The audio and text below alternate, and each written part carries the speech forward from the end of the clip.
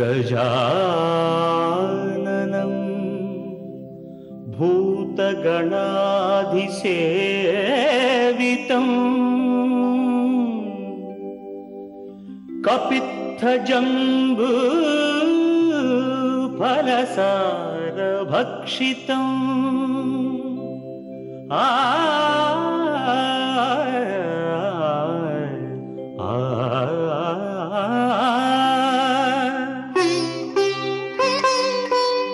उमासुतं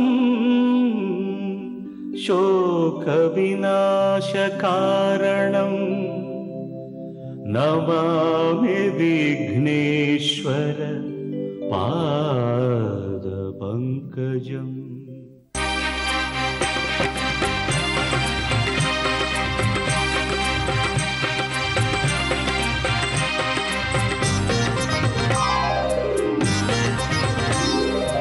ओम श्रीनिवास ओम श्रीनिवास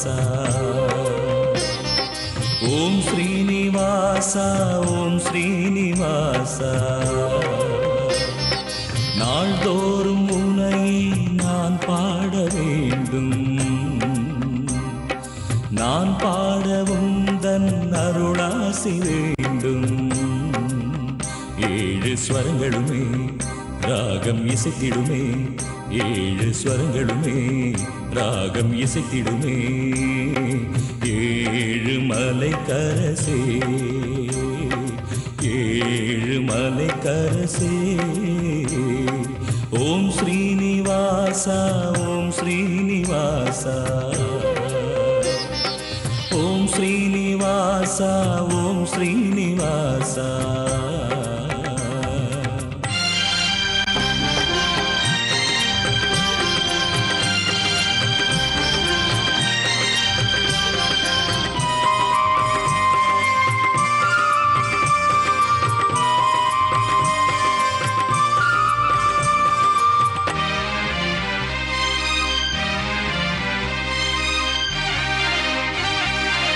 திருவேங்கடம் வருவேனே உந்தன் திருப்பாதமே பணிவேனே திருவேங்கடம் வருவேனே உந்தன் திருப்பாதமே பணிவேனே மலர்மேவிடும் அலர்மேல் மங்கை மணவாளனே ஜெகநாதனே மலர்மேவிடும் அலர்மேல் மங்கை மணவாளனே ஜெகநாதனே அழகான மலைவாசனே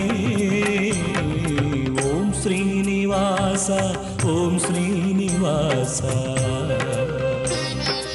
ஓம் ஸ்ரீனிவாசா ஓம் ஸ்ரீனிவாசா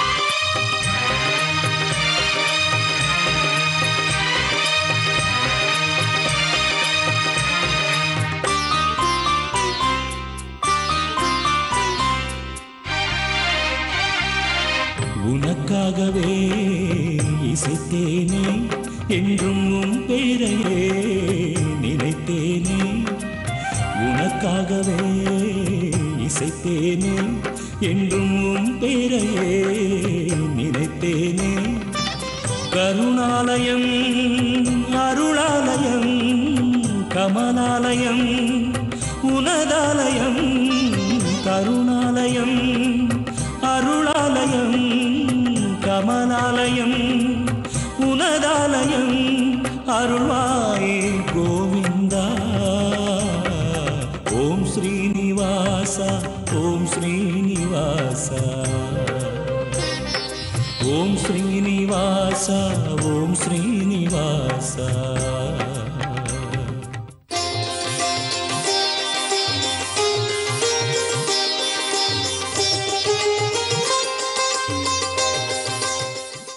வணக்கம்.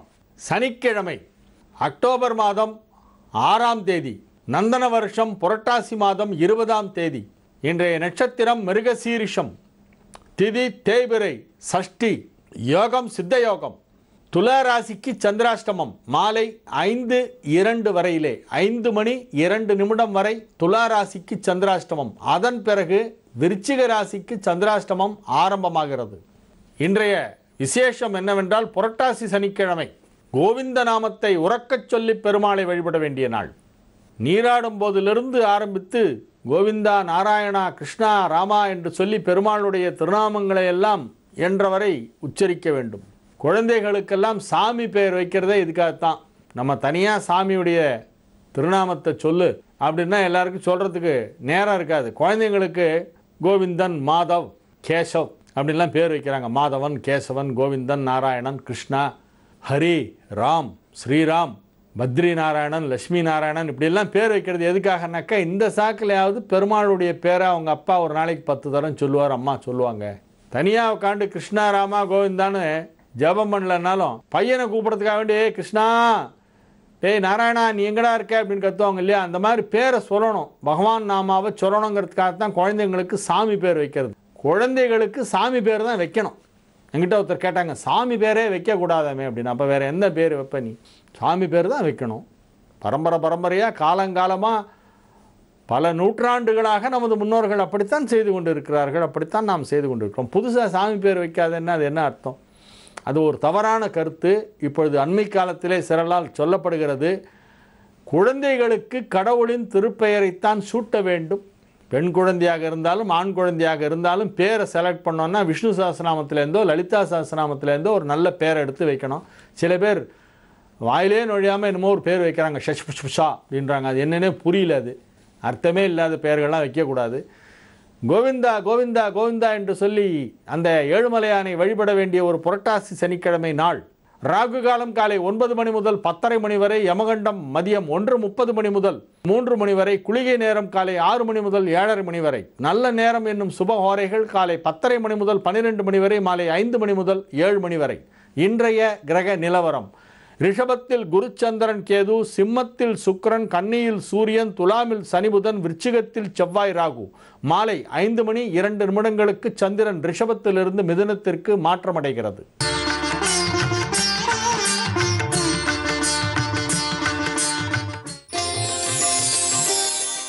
மேஷ ராசிக்கு இது ஒரு நன்மைகள் நடைபெறும் நல்ல நாள். அதிலும் குறிப்பாக மாலை நேரத்திலே சந்திரன் 3ஆம் இடத்திற்கு வந்து விடுகிறது. அது இன்னும் சற்று அதிக நன்மைகள் அளிக்கக்கூடிய ஒரு பகுதியாக விளங்குகிறது. இந்நாளின் முற்பகுதியை காட்டினும் பிற்பகுதியிலே அதிக நன்மைகள் நடைபெறும் என சொல்லலாம். ராசி அதிபதியான செவ்வாயின் நட்சத்திரங்களுள் ஒன்றான மிருகசீரிஷத்தின் சாரத்திலே சந்திரன் உலவுகின்ற நாள் என்பதால் உங்களுக்கு அது நன்மையை செய்யும். தொழில் வளர்ச்சி வெகு சிறப்பாக இருக்கும். பொருளாதார நிலையிலே மிகப்பெரிய முன்னேற்றம் ஏற்படக்கூடிய ஒரு நல்ல நாளாக இந்நாள் விளங்குகிறது.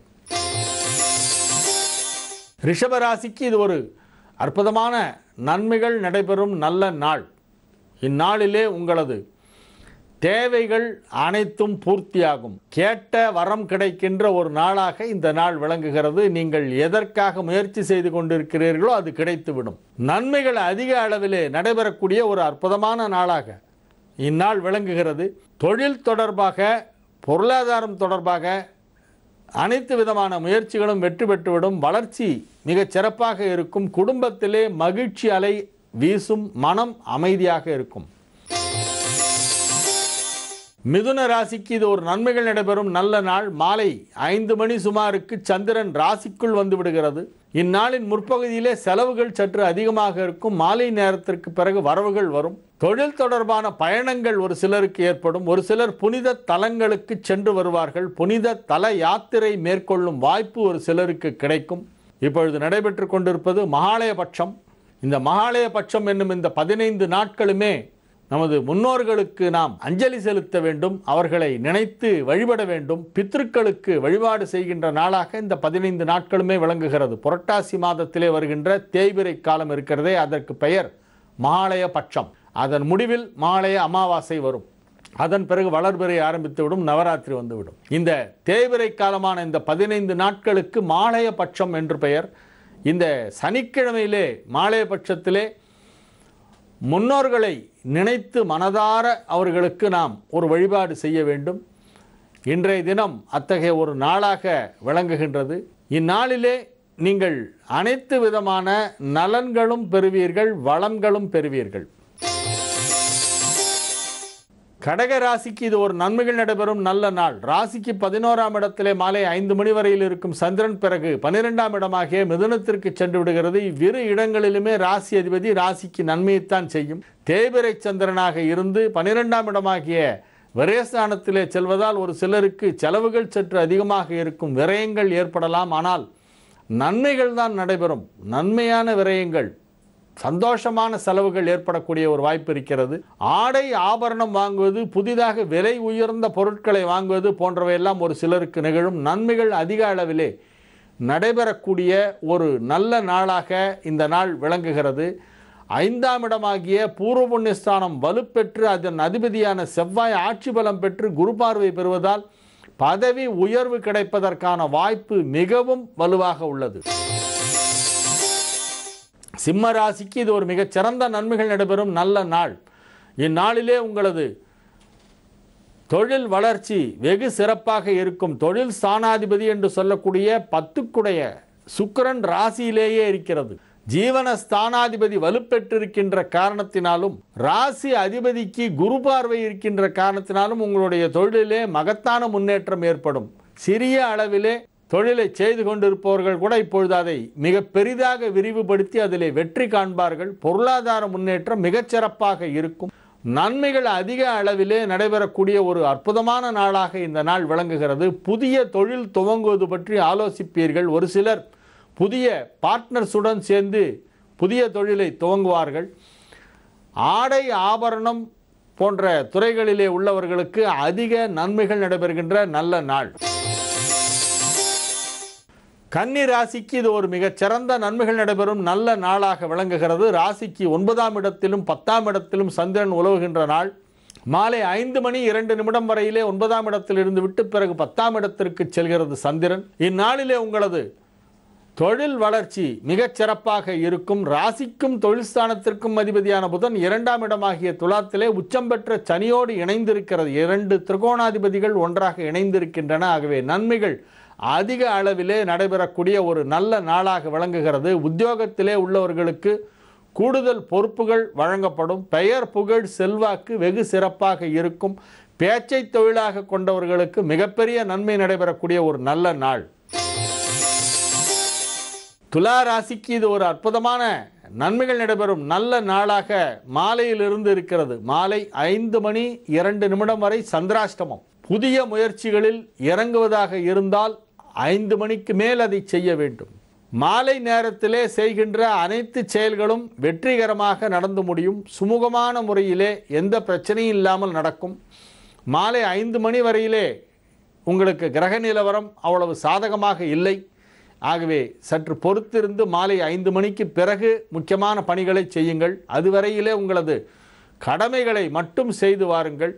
மாலை நேரத்திற்கு பிறகு நல்ல கிரக நிலவரம் இருப்பதால் அதன் பிறகு நன்மைகள் நடைபெறும். விருச்சிக ராசிக்கு மாலை 5 மணி வரையிலே ஓரளவு சாதகமான கிரக நிலவரம் இருக்கிறது. அதன் பிறகு சந்திராஷ்டமம் ஆரம்பமாகி விடுகிறது. சரியாக மாலை 5 மணி 2 நிமிடத்திற்கு சந்திரன் 8ஆம் இடம் செல்கிறது. ஆகவே மிக முக்கியமான பணிகள் ஏதேனும் இருந்தால் முக்கியமான நபர்களை சந்திப்பது, பேசுவது, ஒப்பந்தங்களில் கையெழுத்திடுவது, பணம் கொடுக்கல் வாங்கல் செய்வது போன்றவற்றையெல்லாம் மாலை 5 மணிக்கு முன்னதாக செய்துவிட வேண்டும். 5 மணிக்கு பிறகு சந்திராஷ்டமம் ஆரம்பமாகி விடுகிறது. அதாவது ராசிக்கு 8ஆம் இடத்திற்கு சந்திரன் செல்கிறது. ஆகவே மாலை 5 மணிக்கு முன்பாக ஓரளவு சாதகமான கிரக நிலவரம் இருப்பதால் அதற்குள்ளாக உங்களது பணிகளை எல்லாம் முக்கிய பணிகளை எல்லாம் முடித்து கொள்ள வேண்டும். தனுசு ராசிக்கு இது ஒரு நன்மைகள் நடைபெறும் நல்ல நாளாக விளங்குகிறது.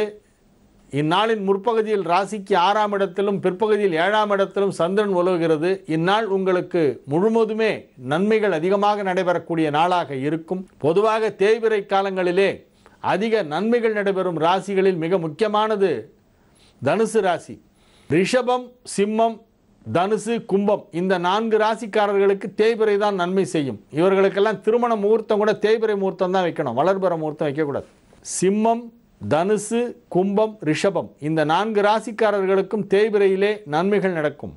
இப்பொழுது தேய்பிறை நடைபெற்று கொண்டிருக்கிறது. ஆகவே இந்த நாள் உங்களுக்கு அதிக நன்மைகளை செய்யும். பிற கிரகங்களும் ஓரளவு சாதகமான நிலையிலே இருக்கின்றன. ராசி அதிபதி குரு 6ஆம் இடத்திலே மறைவு பெற்றிருப்பதை தவிர பிற கிரகங்களெல்லாம் ஓரளவு நல்ல நிலையிலே இருப்பதால் உங்களுக்கு சில நன்மைகள் நடைபெறக்கூடிய வாய்ப்பு இந்நாளிலே இருக்கிறது. மாலை நேரத்திலே ஒரு நல்ல தகவல், இனிப்பான செய்தி ஒன்று வந்து சேரும். நீண்ட காலமாக தடைப்பட்டிருந்த ஒரு விஷயம் இன்று நடந்துவிடும். தொழில் தொடர்பான தடைகளெல்லாம் நீங்குகின்ற ஒரு நாளாக இந்த நாள் விளங்குகிறது. மகர ராசிக்கு இது ஒரு மிகச்சிறந்த நன்மைகள் நடைபெறும் நல்ல நாள். ராசிக்கு 5ஆம் இடத்திலும் 6ஆம் இடத்திலும் சந்திரன் உலவுகின்ற நாள். இந்நாளிலே பல நன்மைகள் நடைபெறும். பொருளாதார முன்னேற்றம் மிகச்சிறப்பாக இருக்கும். ராசிக்கும் 2ஆம் இடத்திற்கும் அதிபதியான சனி உச்சம் பெற்றிருக்கின்ற காரணத்தினால் தனஸ்தானம் வலுப்பெற்றிருக்கிறது. 2ஆம் இடத்திற்கு சுக்கிரனின் பார்வை வேறு. ஆகவே பொருளாதார ரீதியாக மிகப்பெரிய நன்மை அடைவீர்கள். சுய தொழில் செய்கின்றவர்களுக்கு அதிலே மகத்தான லாபம் கிடைக்கும். கலைத்துறை சார்ந்தவர்களுக்கு இந்த நாளிலே புதிய ஒப்பந்தங்களிலே கையெழுத்திட்டு முன்பணம் பெறுகின்ற வாய்ப்பு இருக்கும். நன்மைகள் அதிக அளவிலே நடைபெறக்கூடிய ஒரு நல்ல நாள். கும்பராசிக்கு இது ஒரு நன்மைகள் நடைபெறும் நல்ல நாளாக விளங்குகின்றது. குடும்பத்திலே மகிழ்ச்சியான நிகழ்ச்சிகள் நடைபெறும். மனஸ்தாபம் ஏற்பட்டு பிரிந்து சென்றவர்களெல்லாம் மீண்டும் இப்பொழுது ஒன்றாக இணைவார்கள். குடும்பத்தில் உள்ள விரிசல்களெல்லாம் மறைந்துவிடும். அனைவருடனும் நல்லிணக்கம் ஏற்படும். நன்மைகள் அதிக அளவிலே நடைபெறக்கூடிய ஒரு நல்ல நாளாக இந்த நாள் விளங்குகிறது. ராசிக்கு 4ஆம் இடத்திலும் 5ஆம் இடத்திலும் சந்திரன் உலவுகின்ற நாள் என்பதால் இந்நாளிலே மிகப்பெரிய நன்மைகள் நடைபெறக்கூடிய வாய்ப்பு இருக்கிறது. 9ஆம் இடமாகிய பாக்யஸ்தானத்திலே சனி புதன் சேர்க்கை ஏற்பட்டிருக்கிறது. அது ஒரு மிகப்பெரிய யோகத்தை அளிக்கும். ராசி அதிபதியும் 5 குடையவனும் சேர்ந்து 9ஆம் இடத்தில் இருக்கின்றன. 9 குடைய சுக்கிரன் 7இல் அமர்ந்து ராசியை பார்க்கிறது. மிக மிக அற்புதமான ஒரு கிரக அமைப்பு ஏற்பட்டிருக்கிறது. ஆகவே எதையாவது ஒன்றை செய்ய வேண்டும் என்று நீங்கள் மனதில் நினைத்து கொண்டிருந்தால் அதை உடனடியாக செயல்படுத்துங்கள். இந்த நாளிலே நீங்கள் முயற்சி செய்தால் நிச்சயமாக அது வெற்றிகரமாக நடந்து முடியும். இன்றைய தினம் புரட்டாசி சனிக்கிழமை பெருமாளை வேண்டிக் கொண்டு விஷ்ணு சஹஸ்ரநாமம் முடிந்தால் பாராயணம் செய்யலாம். அல்லது ஒலிநாடாவிலே ஒலிக்கச் செய்து குறுந்தகட்டிலே அதை ஒலிக்கச் செய்து கேட்கலாம். பெருமாள் கோவிலுக்கு சென்று வழிபட்டு விட்டு வாருங்கள். இந்நாளிலே நீங்கள் செய்கின்ற அனைத்து செயல்களும் வெற்றி பெறும். மீன ராசிக்கு இது ஒரு நன்மைகள் நடைபெறும் நல்ல நாளாக விளங்குகின்றது. பொதுவாக அஷ்டமச்சனி நடைபெறுவதால் மிகப்பெரிய ரிஸ்க் எடுக்கக்கூடிய எந்த விஷயத்தையும் செய்யக்கூடாது. அதிலும் குறிப்பாக பண விஷயம், இன்வெஸ்ட்மெண்ட் பண்ணுறது, கடன் கொடுக்கறது, அதெல்லாம் இப்போது மீனராசிக்காரர்கள் ஒட்டுமொத்தமாக தவிர்த்து விட வேண்டும். வேலையில் இருக்கிறவங்க கூட இந்த வேலையை விட்டுட்டு இன்னொரு வேலைக்கு தாவலான்னு ட்ரை பண்ணால் அது ஏதாவது மிஸ்ஃபயர் ஆகிடும். அப்புறம் இதையும் விட்டு அதுவும் போச்சுன்னு சொல்லி பிரச்சனை ஏற்படுறதுக்கு வாய்ப்பு இருக்கிறது. இருக்கிறத விட்டுட்டு பறக்கிறத பிடிக்கிற வேலையெல்லாம் இப்போ பண்ணக்கூடாது. சிறுக கட்டி பெருக வாழ் என்று இருப்பதை வைத்துக்கொண்டு திருப்தி அடைய வேண்டிய ஒரு நேரம். ஆகவே தொழில் விஷயத்திலே மிகவும் எச்சரிக்கையாக இருக்க வேண்டும். வேறு யாரையோ பார்த்து அவங்களுக்கு அப்படியெல்லாம் மாறி அவங்களுக்கு பெரிய வேலை கிடச்சிருத்து நானும் அதே மாதிரி மாறுறேன்னு சொல்லி முயற்சி பண்ணிங்கன்னா அது ஃபெயில்யூரில் வந்து முடியலாம். ஆகவே தொழில் விஷயத்திலே சற்று எச்சரிக்கையாக இருக்க வேண்டும். பொருளாதார விஷயத்திலும் முதலீடுகள் செய்வது, கடன் கொடுப்பது போன்றவற்றிலே எச்சரிக்கையாக இருக்க வேண்டும். எனினும் இந்த நாள் உங்களுக்கு நன்மைகள் நடைபெறக்கூடிய வாய்ப்பு அதிகமாக இருக்கிறது. 3ஆம் இடத்திலே சந்திரன் குரு சேர்க்கை ஏற்பட்டிருப்பதால் மனதிலே ஒரு மகிழ்ச்சி ஏற்படும். நல்ல தகவல் வந்து சேரும்.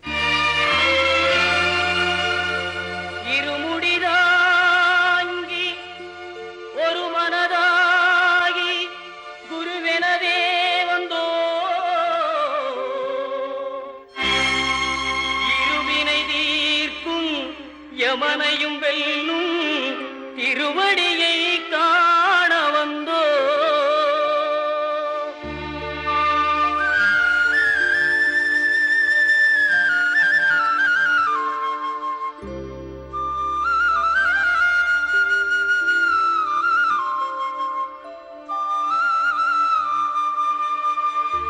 பள்ளிக்கட்டு சபரிமலைக்கு கல்லும் முள்ளும் காலுக்கு மெத்தை சுவாமியே ஐயப்போ சுவாமி சுவாமி சரணம் ஐயப்ப சரணம். பள்ளிக்கட்டு சபரிமலைக்கு கல்லும் முள்ளும் காலுக்கு மெத்தை சுவாமியே ஐயப்போ. சுவாமி சரணம் ஐயப்ப சரணம். பள்ளிக்கட்டு சபரிமலைக்கு கல்லும் முள்ளும் காலுக்கு மெத்தை சுவாமியே ஐயப்போ ஐயப்போ சுவாமியே.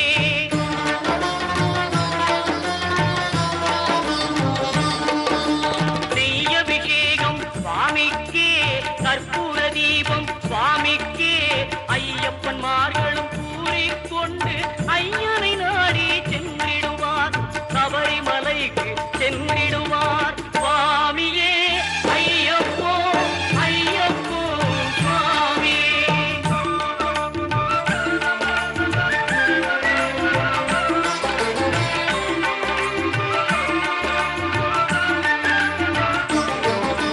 கார்த்திகை மாதம் மாலை அணிந்து நேர்த்தியாகவே விரதம் இருந்து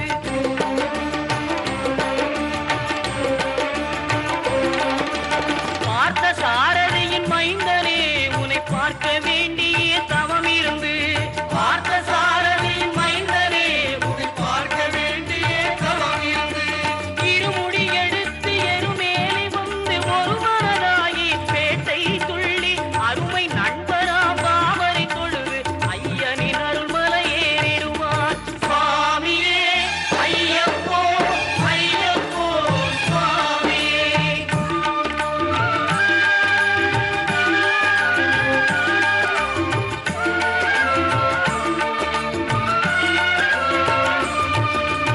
அழுதை ஏற்றும் ஏறும்போது ஹரிகரன் மகனை துதித்து செல்வார் வழிகாட்டிடவே வந்திடுவார் ஐயன் பன்புலி ஏறி வந்திடுவார்.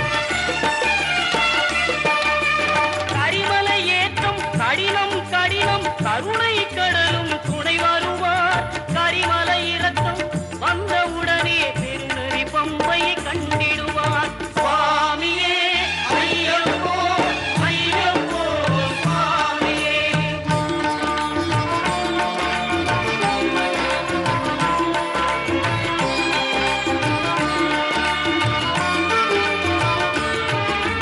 கங்கை நதி போல் புண்ணிய நதியாம் பம்பையில் நீராடி சங்கரன் மகனை கும்பிடுவார் சஞ்சலமின்றி ஏறுவார். நீலிமலை ஏற்றம் சிவபாலனும் ஏற்றிடுவார். காலமெல்லாம் நமக்கே அருள்காவலராயிருப்பார். தேகபலம் தா பாதபலம் தா தேகபலம் தா பாதபலம் தா. தேகபலம் தா என்றால் அவரும் தேகத்தை தந்திடுவார். பாதபலம் தா என்றால் அவரும் பாதத்தை தந்திடுவார். நல்ல பாதையை காட்டிடுவார் சுவாமியே ஐயப்போ ஐயப்போ சுவாமியே.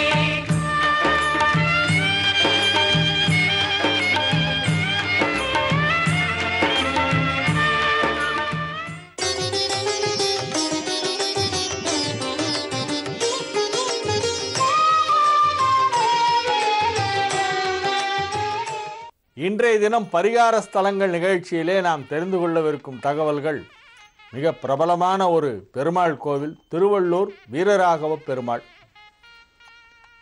திருவள்ளூர் வீரராகவ பெருமாளை பற்றி தெரியாதவர்கள் யாரும் இல்லை. 108 வைஷ்ணவ திவ்ய தேசங்களுள் திருவள்ளூரும் ஒன்று. திருஎவ்வுள்ளூர் என்று பழைய நூல்களிலே இதன் பெயர் காணப்படுகிறது. இப்பொழுது திருவள்ளூர் என்றால் தான் எல்லோருக்கும் தெரியும். எவ்வுள் கிடந்தான் என்று பெருமாளுக்கு திருநாமம். வீரராகவ பெருமாள், வைத்திய வீரராகவ பெருமாள், எவ்வுள் கிடந்தான், கிங்குருஹாசன் என்றெல்லாம் பெருமாளுக்கு பல திருநாமங்கள் இங்கே உண்டு. சயன திருக்கோலத்திலே புஜங்க சயனத்திலே கிழக்கு நோக்கிய திருமுக மண்டலத்துடன் பெருமாள் சேவை சாதிக்கின்ற ஒரு அற்புதமான ஒரு திவ்யதேசம் இந்த திருவள்ளூர். இங்கே தாயாருக்கு வசுமதி தேவி என்று திருநாமம் வழங்கப்படுகிறது. அந்த திருவள்ளூர் வீரராகவ பெருமாள் கோவிலுக்கு மாதம் அமாவாசை என்று சென்று வழிபடுபவர்கள் நிறைய பேர் சென்னையிலே நான் பார்த்திருக்கிறேன். வயிற்றிலே கட்டி இருந்தால் அந்த கோவிலுக்கு போய் குளத்திலே வெல்லத்தை கரைப்பார்கள். வெல்லம் கரைய கரைய இவர்களுடைய கட்டி கரைந்துவிடும் என்று ஒரு நம்பிக்கை. நோய்கள் தீரும் என்பது அசைக்க முடியாத ஒரு நம்பிக்கையாக ஆன்மீக பெருமக்களிடையே நீண்ட நெடும் காலமாக இருந்து வருகிறது.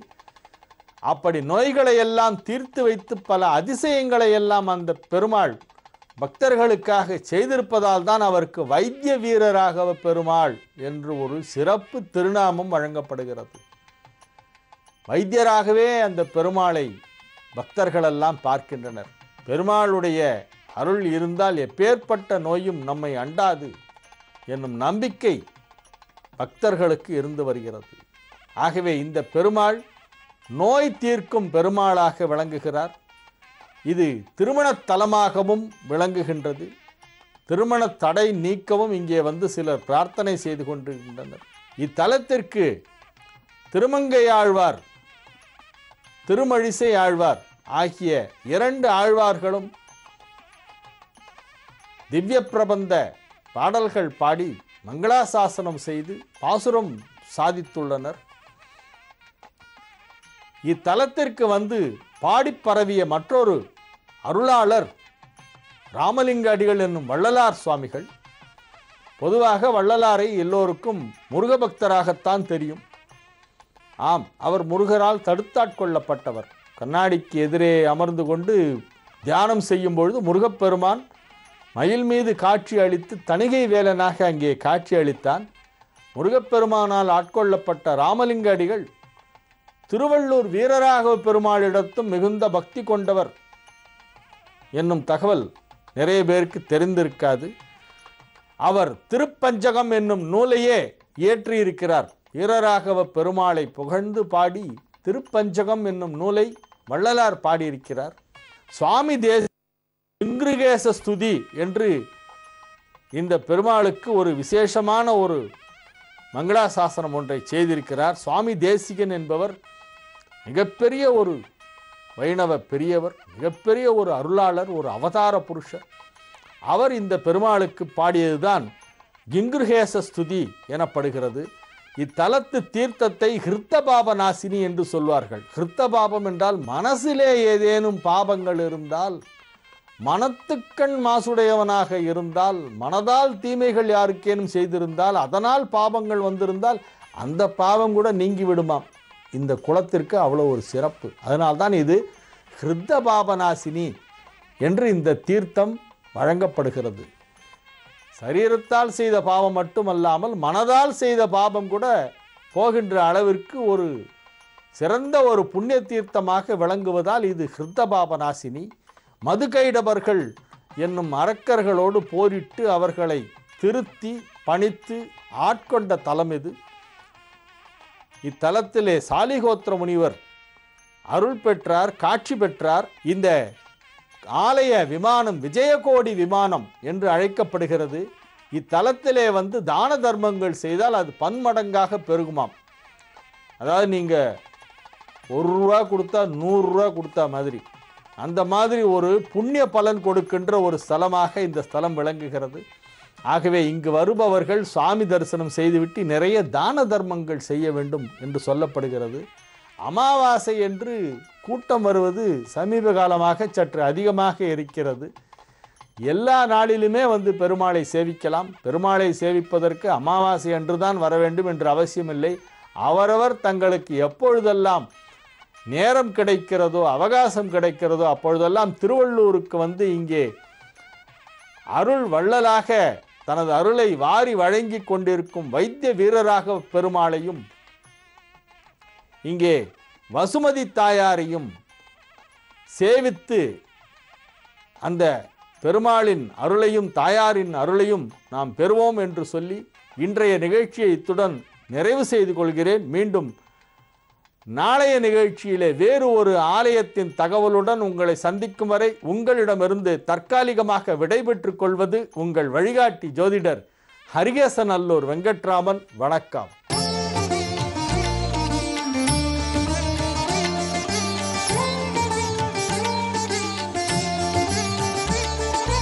யோகப்பட்டேன பத்தாங்கம் திரிநேத்திரம் சாந்த விக்கிரகம் தியாயே சமஸ்த தோஷக்னம் பாதாத்மஜமகல்மஷம் அஸ்மத் குருபியோ நமக விகனச மகா குருவே நமக அனுமன் சுவாமிகள் ஆசிகளுடன். இந்த ஒரு மந்திரங்களுக்கும் ஒரு பிரயோகங்களை பற்றி சொல்கிறோம். முதல்ல பிரயோகம் பண்ணுறதுக்கு முன்னால் மந்திரத்தை வந்து ஜபிக்க வேண்டியது அவசியம். சரி, எதனால் ஒரு மந்திரத்தை பிரயோகம் பண்ணுறதுக்கு முன்னால் ஜபம் பண்ணோம்? இப்போ நீங்கள் ஒரு வேலைக்கு போகிறீங்க, 30 நாள் நீங்கள் வேலை செய்ததுக்கப்புறம் தான் 1ஆம் தேதி சம்பளம் வாங்குகிறோம். அதே மாதிரி நீங்கள் வந்து ஒரு ஜபத்தை வந்து பிரயோகம் பண்ணுறதுக்கு முன்னால் அதுக்குரிய சித்தி அப்படின்னு சொல்லுவோம். அதுக்கு ஒரு கணக்கு இருக்குது. 30 நாள், 45 நாட்கள் அல்லது 2 மண்டலம் இல்லை 365 நாட்கள்னு அதுக்கு கொடுக்கப்பட்ட கால அவகாசத்தில் அந்த மந்திரத்தை முழுக்க ஜபிக்கணும். மனனம் செய்பவரை காப்பாற்றக்கூடியது மந்திரம். யார் மந்திரத்தை ஜபிக்கிறாளோ அவர்களை ரட்சிக்கக்கூடியது, காப்பாற்றக்கூடியது, பாதுகாக்கக்கூடியது மந்திரம். இது மந்திரம்ன்றது மகத்தான பலன்களை தரக்கூடியது. சாதாரணமாக ஒரு விஷயத்துக்கு பலவிதமான தீர்வுகள் வந்து பெரியவா சொல்வாள். அதில் இந்த பிரயோகமும் ஒன்று. இந்த மந்திரத்தை எப்படி பிரயோகம் பண்ணுறது அப்படின்றது ஒரு தனி விஷயம். ஒரு மந்திரங்களுக்கு ஒரு பிரயோகம் உண்டு. இப்போ சொல்ல போகிற மந்திரம், நம்ம வீடுகளில் வந்து சில பேர் துஷ்ட சக்தி இருக்கிறதா நினைப்பா. அதேமாதிரி ஏதாவது செய்வினை கோளாறு இருக்கிறதா நினைப்பா. அது மாதிரி தீய வாசனைகள், துஷ்ட சக்திகள், கண்ணுக்கு தெரியாத தொல்லைகள் இதெல்லாம் நீங்கிறதுக்கும், அதேமாதிரி சில பேர் பார்த்திங்கன்னா தன்னோட உடம்புல கூட ஒரு சோர்வு இருக்கிறதா நினைப்பான்.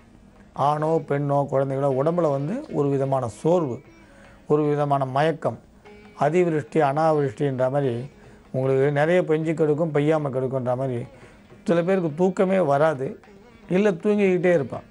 இந்த மாதிரி தொல்லைகளுக்கும் இப்போ சொல்ல போகிற இந்த தூமாவதி மந்திரத்தோட பிரயோகம் வந்து நல்ல பலன் தரும். 45 நாட்கள் தொடர்ந்து ஜபிக்கலாம். உங்களுக்கு தூமாவதின்ற தெய்வத்தை பற்றி ஸ்ரீவித்யா உபாசகர்களுக்கு நிறைய தெரியும். ஏற்கனவே இதை பற்றி ஒரு முறை நாங்கள் சொல்லியிருக்கோம். அதனால் அதை கேட்டவர்களுக்கும் புரியும். அது தெரியாதவர்கள் அல்லது புரியாதவர்கள் இப்போ சொல்ல போகிற இந்த மந்திரத்தை கேட்டு பலனடையலாம். இந்த தூமாவதி மந்திரத்தை தொடர்ந்து ஜபம் பண்ணுங்கள். இது வந்து விசேஷ பலன் தரும். இது வந்து செவ்வாய் வெள்ளி ஆரம்பிக்கலாம், இல்லை அமாவாசை காலங்களில் ஆரம்பிக்கலாம். இந்த மந்திரத்தை 45 நாட்கள் ஜபித்த பிறகு பிரயோகம் பண்ணலாம். பிரயோகம்னு சொன்னிங்கன்னா நல்ல சின்ன சின்ன கறி, இந்த கறியில் உங்களுக்கு தணல் ஏற்படுத்தி அதில் சாம்பிராணி, வாசனை சாம்பிராணியை போட்டு அதில் வரக்கூடிய தூபத்தை வீடு முழுக்க காமிச்சா வீட்டில் இருக்கக்கூடிய அந்த தோஷங்கள் விலகும். அந்தி சந்தி நேரங்களில் செய்யலாம். காலம்புற 6 மணிக்கு பூஜை போடும்போது செய்யலாம், இல்லை சாயந்தரம் அப்பயும் செய்யலாம். இது வந்து நீங்கள் வீடுகளில் போடுறது. அதுமாதிரி நம்ம குளிச்சுட்டு தலைக்கு போடுற சாம்பிராணியாகவும் போட்டுக்கலாம். குழந்தைகளுக்காக இருந்தால் இந்த சாம்பிராணி பெரியவர்கள் போட்டு இந்த மந்திரத்தை சொல்லி ஊதலாம். அல்லது மயில் விசிறி, பனையோலை விசிறி அல்லது வெட்டி வேரில் செய்த விசிறி, இந்த விசிறிகளால் விசிறி குழந்தைகள் முகத்தில் படுற மாதிரி, அதாவது தணல் படக்கூடாது, உஷ்ணம் படக்கூடாது, புகை மட்டும் லேசாக போகலாம். புகைன்னு சொன்ன உடனே வீடு முழுக்க புகை வைக்கிற மாதிரி முகத்துலேயோ நாம் பிரயோகம் பண்ணிக்கும் போது அப்படி போட வேண்டியதில்லை. லேசாக புகைப்பட்டால் போகிறோம். அது சொன்ன மாதிரி பனையோலை விசிறியோ அல்லது வெட்டிவேர் விசிறியோ மயில் விசிறியோ உபயோகப்படுத்தி பண்ணலாம். இது வந்து வீடு முழுக்க போடும்பொழுது தலைவாசலில் குறிப்பாக கட்டாயம் நம்ம போட வேண்டியது அவசியம், நல்லது. பூஜை அறையிலே போடலாம், துர்சக்திகள் அண்டாது. அதேமாதிரி உடலும் ஆரோக்கியத்தை நல்ல ஒரு பலனை தரும், ஆரோக்கியமாக இருக்கும். துஷ்ட சக்திகள் உடம்புல இருக்குதுன்னு நினச்சா அதுவும் விலகும்னு சொல்லலாம்.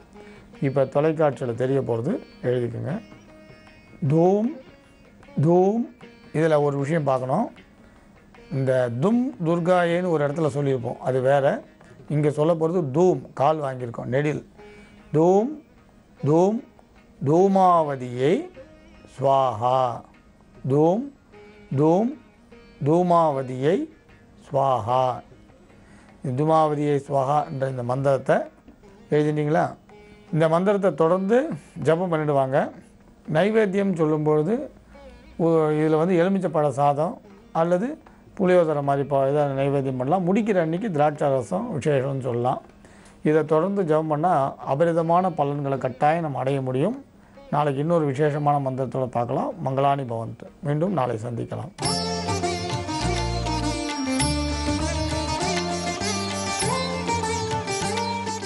உலகெங்கிலும் உள்ள ஜீ தமிழ் தொலைக்காட்சி நேயர்களே, உங்கள் அனைவருக்கும் வணக்கம். இந்த ஒளிமயமான எதிர்காலம் நிகழ்ச்சியிலே உன்னதமான மருத்துவ ஜோதிடம் பகுதியிலே உங்களை மீண்டும் சந்திப்பதில் பெருமகிழ்ச்சி அடைகின்றேன். அன்பான நேயர்களே, கடந்த சில நிகழ்ச்சிகளிலே கன்னி லக்னம் கன்னி ராசிக்கு உரியவர்களுக்கு சத்துரு ஸ்தானாதிபதி என்று சொல்லக்கூடிய 6வது இடத்துக்கு அதிபதியான சனீஸ்வர பகவான் மேஷ ராசியிலே நின்று அவருடைய திசையோ புத்தியோ நடத்துகின்ற காலகட்டத்திலே என்னென்ன பிரச்சனைகள் அவர்களை தாக்கக்கூடும், என்னென்ன பிரச்சனைகள் அவர்களை பாதிக்கக்கூடும் என்று நாம் பார்த்து வருகின்றோம். அதனுடைய தொடர்ச்சியாக சிலவற்றை இன்று பார்ப்போம். நேயர்களே, கன்னி லக்னம் கன்னி ராசியிலே பிறந்தவர்களுக்கு சத்துரு ஸ்தானாதிபதி என்று சொல்லக்கூடிய சனீஸ்வர பகவான் அவரே பூர்வ புண்ணியம் என்று சொல்லக்கூடிய 5வது இடத்துக்கு அதிபதியாகவும் அங்கே அமர்கின்றார். இப்படி 5, 6க்கு உரிய சனீஸ்வர பகவான் 8வது இடமான மேஷத்திலே இருந்து அவருடைய திசாபுத்தியை நடத்துகின்ற பொழுது கன்னி லக்னம் கன்னி ராசிக்காரர்களுக்கு புத்திர பேறு மற்றும் அல்லாமல் பலவித நோய்களுக்கு அவர்கள் ஆளாகக்கூடிய நிலையை அங்கே சனீஸ்வர பகவான் தருகின்றார். புத்திர சம்பந்தமான பிரச்சனைகள், அதாவது குழந்தைகள் சம்பந்தமான பிரச்சனைகள், அங்கே 8வது இடத்திலே 5வது இடத்ததிபதி என்று சொல்லக்கூடிய சனீஸ்வர பகவான் 8வது இடத்திலே இருந்து 6வது இடத்து அதிபதியாக இருந்து அவர் நோயை தரக்கூடியவராகவும் இருப்பதினாலே புத்திர சம்பந்தமான நோய்களை அவர் தரக்கூடும். அதாவது குழந்தைகள் பிறப்பதற்கு தாமதப்படுதல், அப்படி தாமதப்படுவதற்கு ஏதேனும் உடற்கூறு ஒரு காரணமாக இருக்கலாம். அதாவது கணவனுக்கோ அல்லது மனைவிக்கோ அந்த உடற்கூறை அந்த சனீஸ்வர பகவான் நிர்ணயப்படுத்தக்கூடியவராக அங்கே இருப்பார்.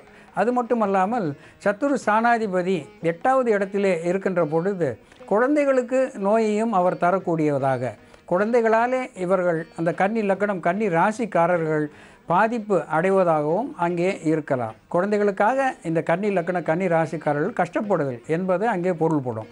அதே போல் நோயினாலே கஷ்டப்படுதல், நோய் என்று சொல்லும் பொழுது நாம் கடந்த வாரம் சில நோய்களை நாம் பார்த்தோம். அதுபோல் இவர்களுக்கு இந்த 8வது இடமான இடுப்புக்கு கீழான பகுதிகளிலே இன உறுப்புகளிலே பல நோய்களை தருவார் என்று பார்த்தோம். அது அங்கே ஹைட்ரோசெலி என்று சொல்லக்கூடிய அந்த விதை வாதம் என்று சொல்வார்கள். அதாவது சனீஸ்வர பகவானுக்கு இந்த விதமான சில நோய்கள், மறைமுகமான நோய்கள், விரைவாதம், ஹைட்ரோசெலி என்று சொல்வார்கள். இது விதை பையிலே நீரேற்றம் அல்லது விதைப்பை அடிபட்டு ஏதேனும் ஒரு காரணத்தினாலே வீக்கமுற்று அது துன்பம் தருவதாக அமைதல். இது இன உறுப்புக்கு, குழந்தை பேருக்கு இது ஒரு தடையாகவும் அங்கே இருக்கலாம். ஏனென்றால் அந்த விதைப்பையிலே விந்து அணுக்கள் உருவாகின்ற இடம் என்பதனாலே அங்கே பிரச்சனைகள் இருக்கும் பொழுது அது புத்திர பேரையும் அது பாதிக்கக்கூடியதாக அமர்கின்றது. இப்படி அந்த ஹைட்ரோசெலி என்கின்ற நிலை வரும்பொழுது பெரும்பாலும் அதற்கு அறுவை சிகிச்சையை தான் மருத்துவர்கள் அனுமதிக்கின்றார்கள். அப்படி அறுவை சிகிச்சை செய்து கொள்வதற்கு முன்பாக இவர்கள் சனி பகவானை வணங்குவதனாலே புத்திர பேரிலே இருக்கின்ற பிரச்சனைகள், புத்திரர்களாலே ஏற்படுகின்ற பிரச்சனைகள் இவைகளெல்லாம் விலகி இவர்களுக்கு நல்ல ஒரு சூழ்நிலையை புத்திரர்கள் இடையேயும் இவர்களுக்கு இடையேயும் ஏற்படுத்துவார் என்பதை மனதில் கொள்ள வேண்டும். அடுத்து 8வது இடம் என்று சொல்லக்கூடிய அந்த மேஷம் என்பது கன்னி லக்னம் கன்னி ராசிக்காரர்களுக்கு ஆயுள் ஸ்தானம் என்கின்ற நிலை ஆகும். அந்த ஆயுள் ஸ்தானத்திலே சனீஸ்வர பகவான் இருக்கின்ற பொழுது பொதுவாக சனி சத்துரு ஸ்தானாதிபதியாக இருந்து துன்பத்தை தருவதற்கு பதிலாக அஷ்டம ஸ்தானத்திலே இருக்கின்ற சனி பகவான் தன்னுடைய நிலையிலே நன்மையை தருவார் என்பதை மனதில் கொள்ள வேண்டும். இவர்களுக்கு பூரண ஆயுளை தருவது நிச்சயம் என்பதை இவர்கள் கவனத்தில் கொண்டு செயல்பட வேண்டும். ஆனால் இந்த விதமான நோய்களை அவர் நிச்சயமாக காட்டுவார். ஆயுளை தருவார், நோய்களை தருவார் என்பதனாலே இந்த நோயினாலே ஆயுளுக்கு ஏதேனும் குறைவு ஏற்படுமோ என்று இவர்கள் அச்சப்பட வேண்டாம்.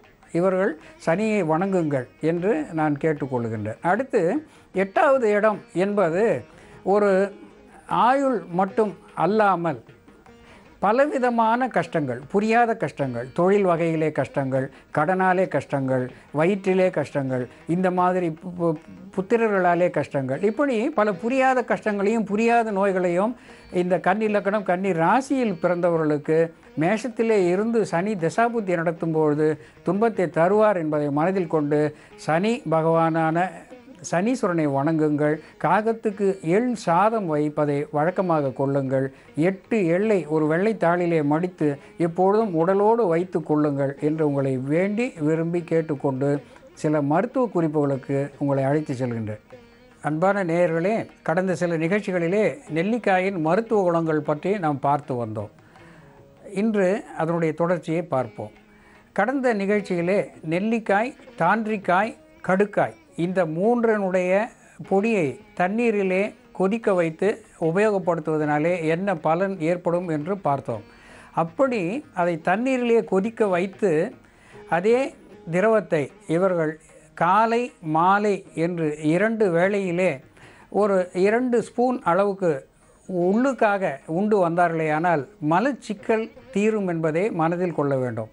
இந்த கடுக்காய், நெல்லிக்காய், தாண்டிக்காயினுடைய சத்துவத்தை தீநீராக வடித்து எடுத்து நீராக அதை காலை மாலை 2 வேளை உள்ளுக்கு குடிக்கின்ற காலகட்டத்திலே இவர்களுக்கு மலச்சிக்கல் தீர்வது மட்டுமன்றி பைல்ஸ் என்று சொல்லக்கூடிய இந்த மூல நோய் அவர்களுக்கு வராமல் தடுக்கப்படும். அதோடு கூட இந்த 2 விதமான நோய்களினாலே ஏற்படக்கூடிய தலை வலி, மண்டை குடைச்சல், கண்களிலே ஏற்படுகின்ற பிரச்சனைகள் இவைகளெல்லாம் சென்று ஒரு இம்யூனோ மாடுலேட்டர் என்று சொல்வார்கள், நோய் எதிர்ப்பு சக்தி, அந்த சக்தியை இந்த கடுக்காய், நெல்லிக்காய், தாண்டிக்காய் இந்த மூன்றும் சேர்ந்த ஒரு மருந்து இவர்களுக்கு.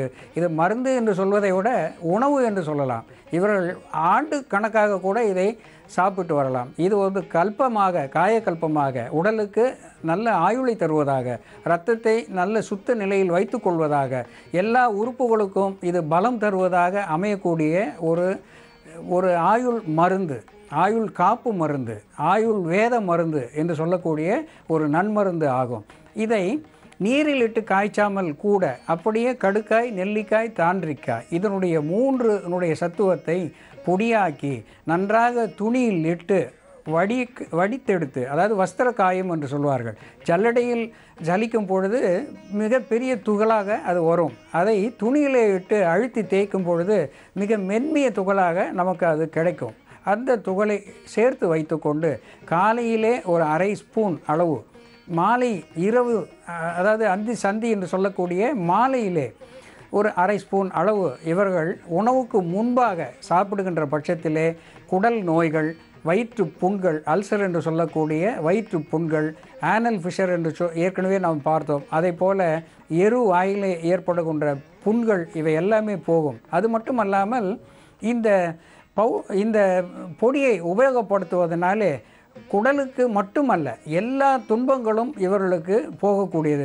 உறுப்புகளிலே ஏற்படுகின்ற நோய்கள் மட்டுமல்ல, இந்த துகளை வெளியிலே இருக்கின்ற புண்களுக்கு கூட இதை டஸ்டிங் பவுடர் என்று சொல்வார்கள். அதே போல் ஒரு புண்களை ஆற்றக்கூடிய ஒரு மருந்தாகவும் இதை உபயோகப்படுத்தலாம்.